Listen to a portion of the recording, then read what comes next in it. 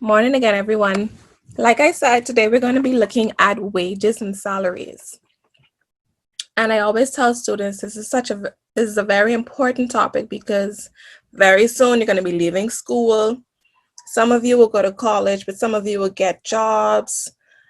And you need to know how your salary, how your wage is going to be calculated. And so, even though, yes, this is important for the BGCSE, it's also a very important life skill to know how your wages and salaries are calculated. Take this time to write down what you think is important. They say to me, at a Coca-Cola factory, the basic week is 36 hours. During a particular week, Mr. Roberts earned a gross wage of $360, but $90 was overtime earnings. Overtime is paid at time and a half. Calculate A, Mr. Roberts' pay before overtime earnings were added. B, Mr. Roberts' basic pay rate of pay. C, Mr. Roberts' overtime rate. And D, the number of hours Mr. Roberts worked. So take down what you think is important from this question. I'll give you a second to do that, and then we'll get started. At a Coca-Cola factory, the basic week is 36 hours. During a particular week, Mr. Roberts earned a gross pay of $360, but $90 was overtime earnings. Overtime is paid at time and a half. Calculate A, Mr. Roberts' pay before overtime earnings. Well, let's look at what part of the question speaks to that. They tell me that his gross wage is $360 and overtime earnings is $90. So we're going to use those two pieces of information to calculate how much he made before overtime. And if I take away his overtime earnings, what's going to be left is his regular pay, how much he made before overtime. So I'm going to subtract 360, take away, let me put basic. His basic wage is equal to 360. 360, take away 90. Before his overtime is added in, he makes $270. That's his basic wage. Giving you some time to take that down, and then we're going to move on. I'll just drag that to the side so that we have it as a reference for future questions as needed. Now let's look at question B. Let me erase this. All right, question B says, Mr. Roberts' basic rates of pay. Well, obviously we're working backwards. We know that he worked for 36 hours.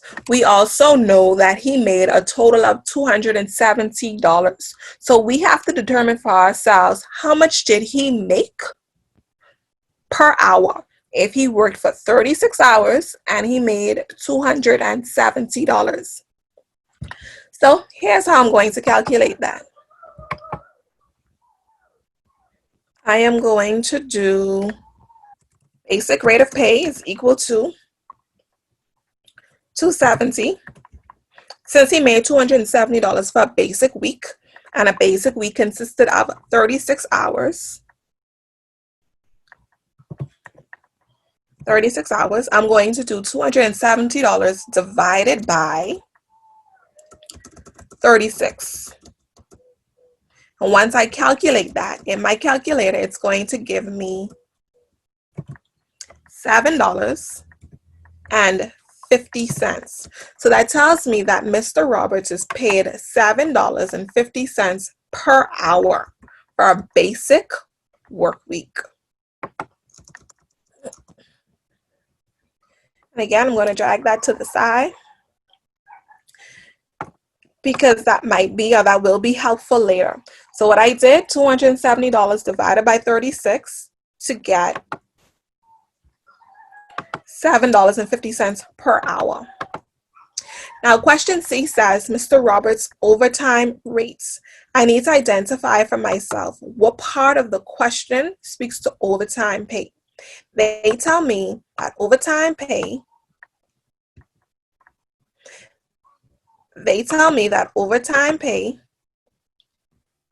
is paid at time and a half. That right there is the important key, time and a half. And so I'm going to take his basic rate of pay and multiply it by time and a half. Overtime rate is going to be his basic rate, which is $7.50, and we're going to multiply that by 1.5 since they tell me time and a half. Now, had they told me double time, I would multiply by 2. If they told me triple time, I would multiply by 3. So his overtime rates is going to be $11.25. So any hour works overtime he's going to be paid $11.25 per hour. So let's say he works 37 hours. For that additional 1 hour, he's going to get paid $11.25 for the hour. Let me label that as C. And again, I'm going to save that at the side because I know that we're going to need it for later.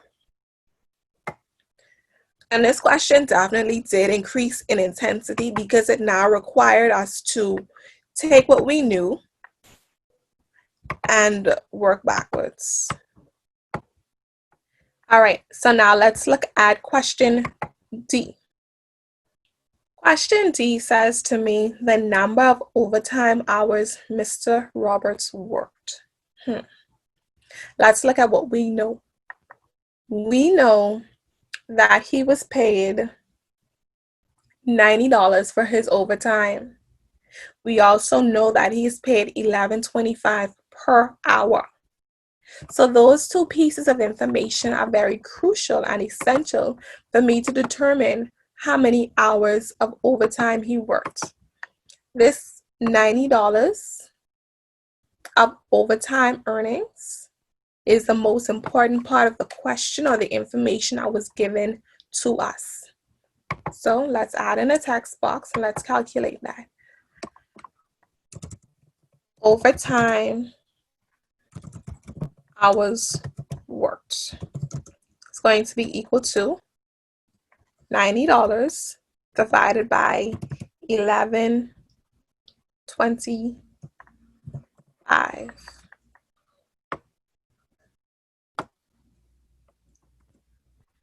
And once I calculate that in my calculator, I find that he made a total of, he worked a total of 8 hours. That's part D. So before I move on, I'm going to give you some time to get everything down. I'll check out the question and answer. The question and answer section right now. So yeah, a lot of these questions, a lot of times in the BGCSE, as well as, just generally working questions, your answer from A is going to have an effect on the answer in B, and then C, and then D, which is why it's very, very important to ensure that you check over your working, make sure you're doing everything correctly before you proceed. And as you get further down in the question, it's still important to go back and check. Checking your working, checking your answers, all of that is a very important and very essential skills, because like was said in the Q&A section, if you get question A wrong, you are going to get B, C, and D incorrect as well. So again, my answer for A was $270. The answer for B with 750, and then C, 1125, and finally D, 8 hours. What I'm going to do, I'm going to give you 3 questions to look at, and that's how we're going to wrap up this session. You'll work on these 3 questions, and then I'll share the answer towards the end. So let's go there to those 3 questions. During that time, if you have any questions, please feel free to leave them in the Q&A section. I'm going to skip through this. Here are your practice problems. 3 persons, Marcia, Mrs. Joseph, and Mr. Roll. Take some time to work through these questions. I am going to give you about 10 minutes. And then we'll share the answers and discuss together. If you have any questions, I'll be in the Q&A and the chat section along with Mr. Tink and Mrs. Brown Hall to answer whatever questions you may have. Try not to post the answers until we actually get to working through the question so that everyone has an opportunity to work the question. Again, thank you so much to my panelists for posting the working in the chat so that you still have those as a reference as needed. And again, we see that double time question coming up for overtime. Remember, double time just means times 2. We're going to double the amount of money you make for your overtime. However, these questions, what I like about wages and salaries, they all for the most part follow the same format. It's all the same. We know double time is times 2, triple time now is going to be times 3. And then question 3 is a salary question. We didn't work on an example like it, but I put it out there to see how students would handle the question. It requires you to remember how many months are in a year and so forth. So you have about 5 more minutes. Try to get through as many of it as you can. Next session, Friday, which is the last day of the week, what I want to do is look at questions that come directly from the BGCSE on wages and salaries. Someone's asking, what's the difference between overtime rates and the wage? Are they the same? Well, we know, I'm not sure where your question comes from if you want to clarify, but I'll just speak to the fact that the basic wage is what I make for my regularly scheduled hours. Overtime wage is going to be how much I make in total for working overtime. So my overtime rates is how much I get paid for 1 hour of overtime, whereas my overtime pay or my overtime pay is how much I get paid in total for all of the overtime hours I worked. So let's say my overtime rate is $11.25 and I work 10 hours. Please hold off on posting your answers just yet so that everyone has a chance. But like I was saying, my overtime rate, let's say I get paid $11.25 per hour of overtime. Now my overtime pay is going to be, let's say $11.25 times 10 if I work 10 hours. You have just over 3 minutes left. And then we're going to share our answers and go through them. And when I say go through them, I'm just going to briefly discuss the answers already posted. So I'll just share them with you. Yes, Caitlin. So we are going to go through the answers at the end, if that helps. Also, my PowerPoint, this whole video is going to be made available to you, perhaps at the end of the week, maybe tomorrow, where you can go through the slides and work at your own pace with all of the working provided. Also, tomorrow we're going to look at BGCSE questions, so you're going to get more practice on this topic. All right, so in these last 60 seconds, if you've completed question 1, can you post your answers only for question 1 in the Q&A section, please? All right, so we can already start to compare and see what a few persons got. So go ahead and post all of the answers for question 1, not just A. You feel free to post A, B, and C one time. And we're going to look at the answer key and see if that's what my answer key has. All right. So waiting on a few more responses. Okay, so let's look at question 1. Here's what I got. For question A, one says Marsha, a secretary, works a 40-hour week at $8 per hour. Calculate her basic wage. Most persons answered correctly at $320.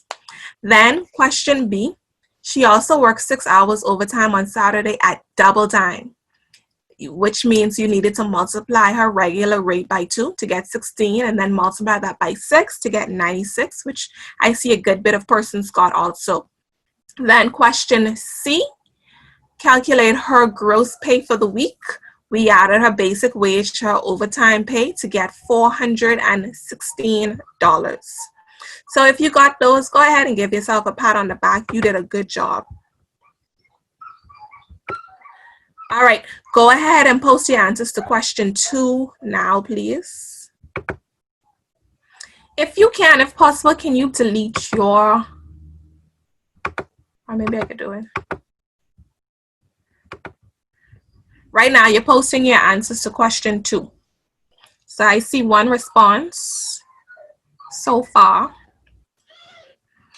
And again, do remember that these PowerPoints will be made available to you so that you're able to work at them at your own pace. And in receiving the, well, you're going to get the lesson. And in receiving the lesson, you're going to have my tutorial as well as my working that's been posted on the screen. Gabrielle, I hope I'm saying that correctly. What is it that you need me to go back to? Go back to the question for number 2. All right, here's the question for number 2. I'm just going to give it another second or so, another few seconds, so more persons can share their answers in the Q&A before we move on. And it's interesting to note that I'm seeing different answers. So once I do post the response, make sure you make any corrections where necessary. Question 2 was a bit of a tricky one because the overtime pay was calculated at different rates for different days. But I wanted to see who could handle it and see if you knew what was the correct steps to take to answer it. So let's go ahead and look at the answer. All right, so Mrs. Joseph, a seamstress, works a 38-hour week for which she is paid $266. During the carnival season, she works 6 hours overtime. Oh, I made a mistake. She works 6 hours on overtime at double time and 2 hours overtime on Sunday at triple time. So A, her basic pay was $266 divided by 38 to give her $7. I'm going to change my Saturday information. Saturday, her rate was, let me add a text box over it. Her pay rate was $7.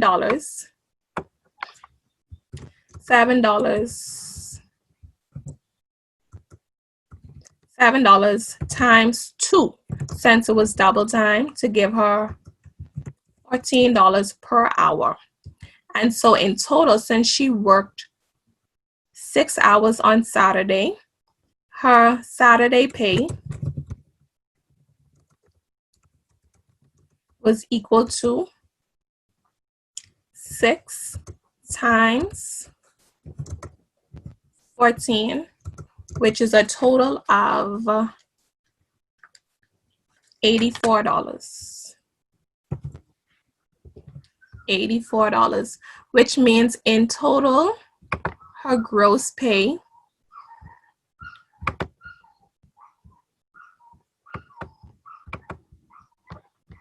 let me select this and move it over. So the blue is the correct working. That's what it should say. And then in total, her gross pay should have been $266 plus 84 plus 42. So in total, she would have made for that time period $392. $392. So the corrected answer is in blue. And if you got it, you obviously beat the teacher. And let's finally look at question 3. Question 3, post your answers. I'm going to go ahead and put it back up. Question 3 right here. Please post your answers in the Q&A section for question 3. I'm going to work them as you post. It says, Mr. Roll is a lawyer with a gross annual salary of $144,000. Every month, $248 for national insurance, $139.17 for pension, and $3,000 for alimony is deducted from his salary. Calculate A, his gross monthly salary, B, his total monthly deductions, and then C, what Mr. Roll's net monthly payment. What is Mr. Roll's net monthly payment? Let me check quickly to see if I put that slide in here.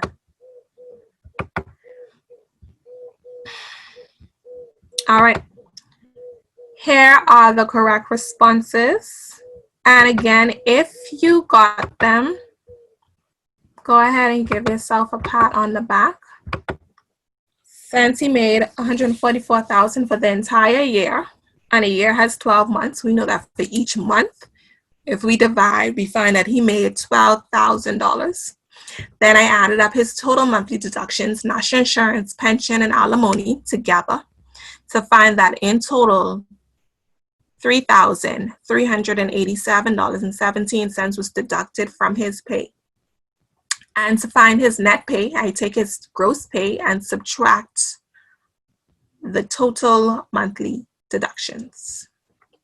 All right, so I'm just trying to see what's in the Q&A. Hopefully everyone would have gotten that. And that's going to bring our lesson just about to an end. Like I said, tomorrow we're going to look at BGCSE questions. So I'm going to stop my share. Tomorrow we're going to look at BGCSE questions that deal with the same topic. It's Dr. Turnquest Roll here again with another adding and subtracting lesson. Can you remember at the end of the last lesson when I asked you to consider what words would indicate to you whether to add or subtract? Well, that's the focus of today's lesson. Are you ready? Here are today's learning goals. By the end of this video, you should be able to decide which keywords identify operations. That means you should be able to decide which keywords tell you to add or subtract. You should also be able to relate operations to operators. That means you should be able to say that a plus sign tells you to add and a minus sign tells you to subtract. Are you up for today's learning challenge? I sure hope so. Let's think. Can you remember past lessons where your teachers told you what keywords tell you to add and what keywords tell you to subtract? Well, I want you to take a few seconds to consider what keywords tell you to add, what keywords tell you to subtract.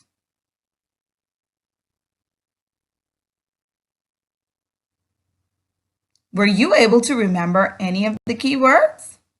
Well, let's review some of them together. Here are your addition keywords. Do you remember when I said that I just love to sing? Well, listen carefully as I sing my addition keyword song. Addition keywords, all together. all together, in all, in all. Find the sum, find the sum. What is the total? What is the total? Plus, add, plus, add. Addition keywords, addition keywords. All together, in all, in all. Find the sum, find the sum. What is the total? What is the total? Plus, add, plus, add. These are your addition keywords. All together, in all, find the sum. What is the total? Plus, add. Here are your subtraction keywords. In our earlier lesson, I sang the song regarding the subtraction keywords for you. Let's review them. The subtraction keywords are take away, subtract, find the difference, how many are left, and how many more. Take away, subtract, subtract. Find the difference, how many are left, how many are left, how many more. Is your memory bank open? Did you lock in both the addition as well as the subtraction keywords? I sure hope so, because you're going to need those to move forward. When deciding whether you should add or subtract, you must consider whether your solution will be more or less. If your problem suggests your solution will be more, then that means that you are most likely going to add. If your problem suggests that you will end up with less, then you will subtract. Did you get that? More, add. Less, subtract. Here's the problem we have to consider. Let's go ahead and read it together. Last week, Andrew caught 4 lobsters. This week, he caught 4 more. How many did he catch altogether? It is our responsibility to look a bit closer at this. So here we go. Last week, Andrew caught 4 lobsters. This week, he caught 4 more. How many did he catch altogether? Did you notice that there is something different about this version of the problem? Can you consider for a little while what has changed? I'll give you a few seconds to think about it, and then I'll be back.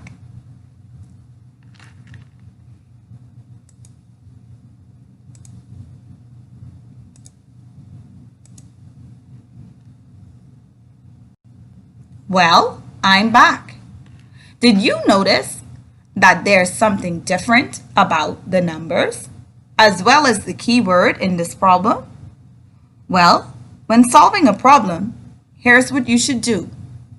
You should first circle the numbers. You should then underline the keyword or words. If you look closely, the numbers I have circled are 4 and 4. I've also circled how many altogether. The keywords how many altogether suggest that we have to add. We must use a plus sign to add. Can you remember how we will create an equation to show this problem? Well, open your memory bank because we're going to look at it together. When we add, We put the groups together to find how many in all or all together. In this case, our addends are 4 plus 4. Our addition sentence or our equation will say 4 plus 4 equals. Do you remember what you need to do in order to solve this problem? Take a second and think about it. Well, the first thing we need to do is to draw 1, 2, 3, 4 circles, and then another 1, 2, 3, 4 circles. Do you remember how to get to the solution of an addition problem? If you said count them all together, you are one smarty pants. So here we go. Super counters, are you ready? Super counters, are you ready? Here we go. 1, 2, 3, 4, 5, 6, 7, 8. So that means then our solution or our sum is 8. When we complete our equation, it reads 4 plus 4 equals 8. Did you get that? I sure hope so. Let's try another one. Amira found 3 shells. Nikki found 9 shells. How many more shells does Nikki have than Amira? Can you take a few seconds to review this problem again? Listen really carefully as I read. Amira found 3 shells. Nikki found 9 shells. How many more shells does Nikki have than Amira? Look at the problem. How has it changed?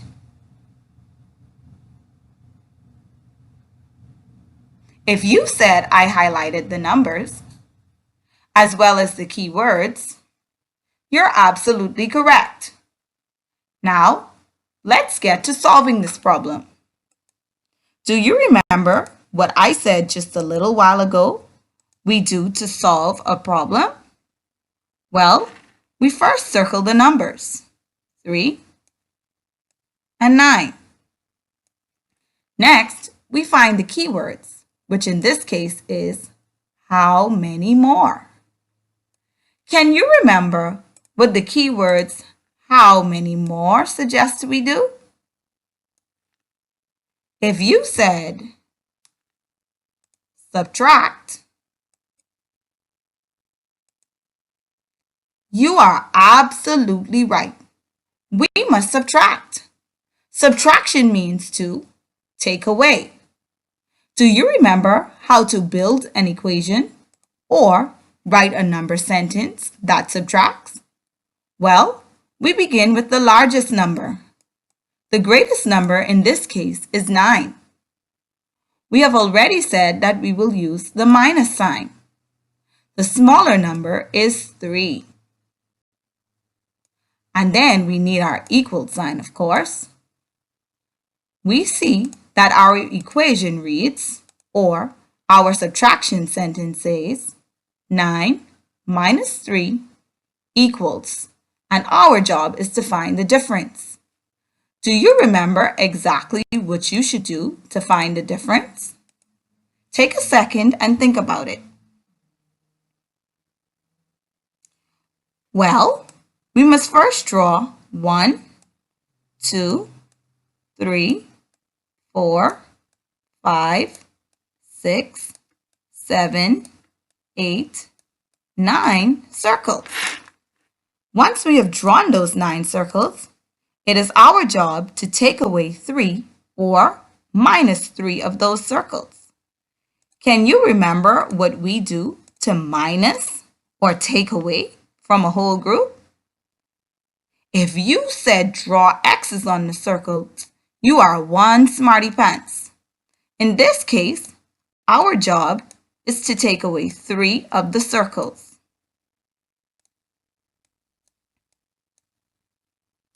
So here we go. 1, 2, 3. We put X's on 3 of them. It is also our job now to count how many are left without X's on them. Super counters, are you ready? Well, here we go. 1, 2, 3, 4, 5, 6. Our difference here then is 6. So that means the solution to this problem is Nikki has 6 more shells than Amira. Here's a challenge for you. You will go ahead and grab someone in the house with you who also wants to join in on the lesson or is willing to help you. You can also grab a coin because you're going to need to flip it to decide which one you're going to do. Here is heads. If you flip and you receive heads, then you will build a problem for this equation. If you got tails, which is this side of the coin, then you would build an addition equation. Go ahead, grab someone, and get it done.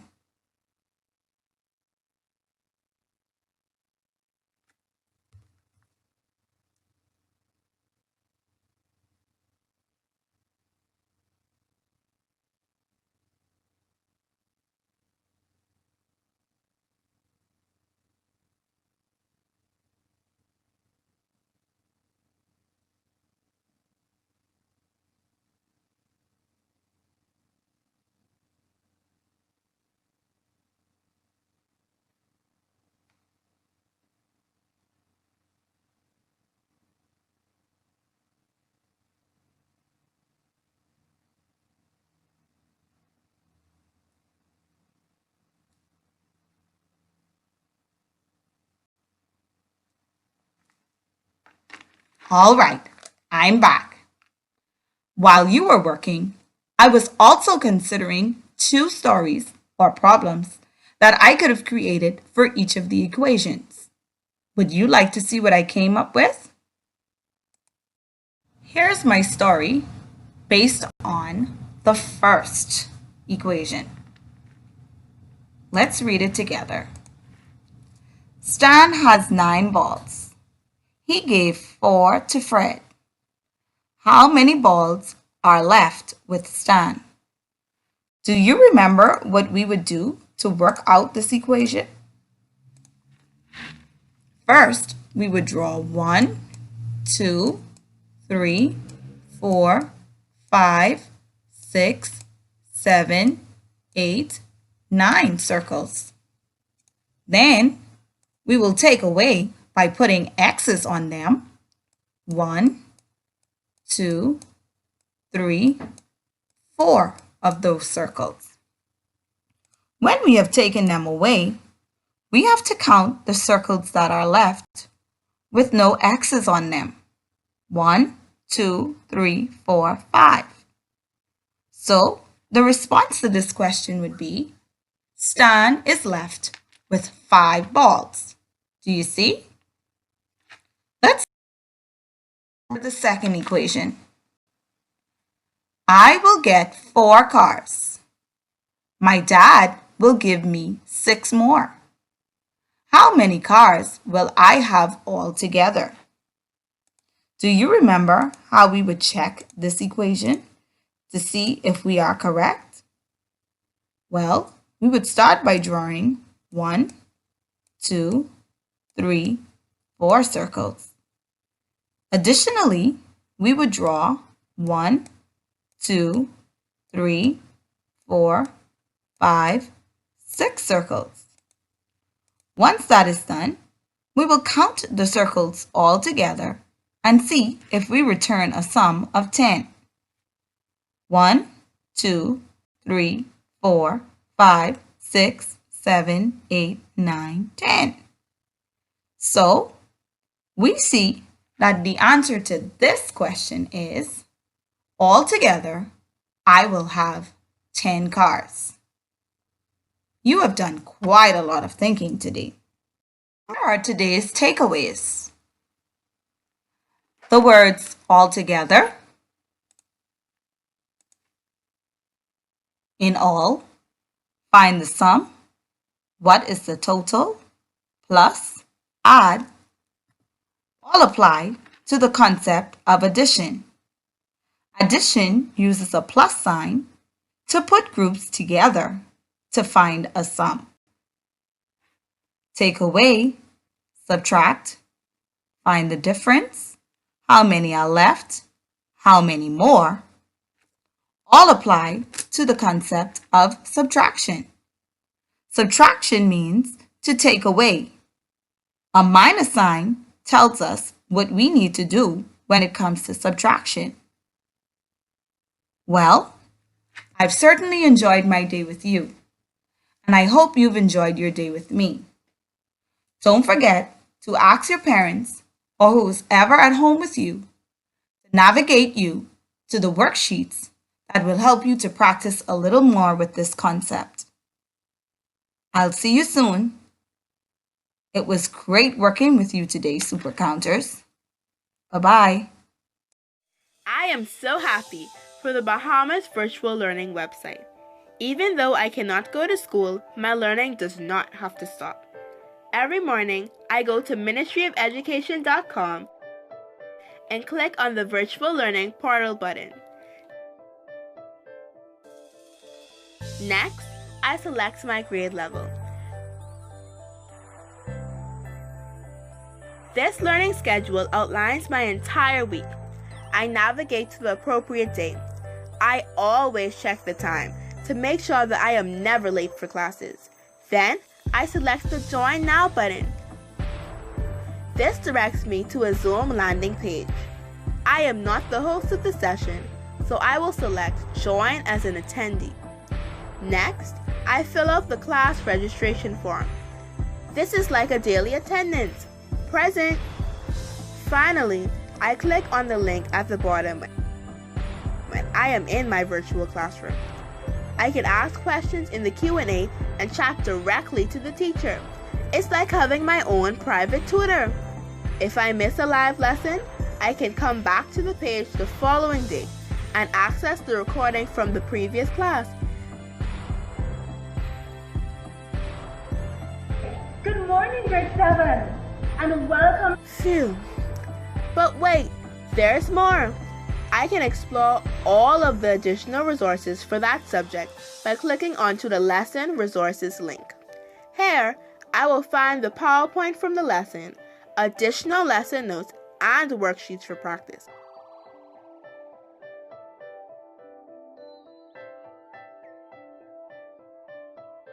But the learning doesn't stop there. All of my option subjects are also available on the Virtual Learning website.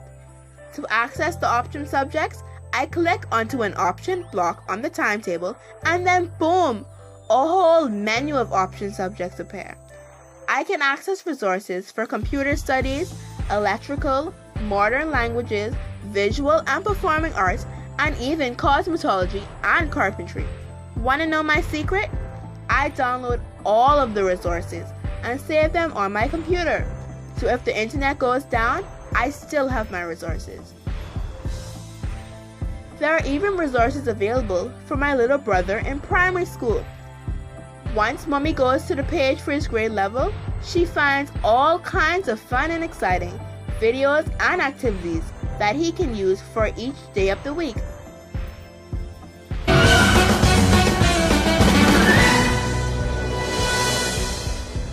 Whoa, what an adventure! Add the silent E after the consonant, it becomes sight. Wow, you guys thought of it all. I kind of like this virtual learning thing.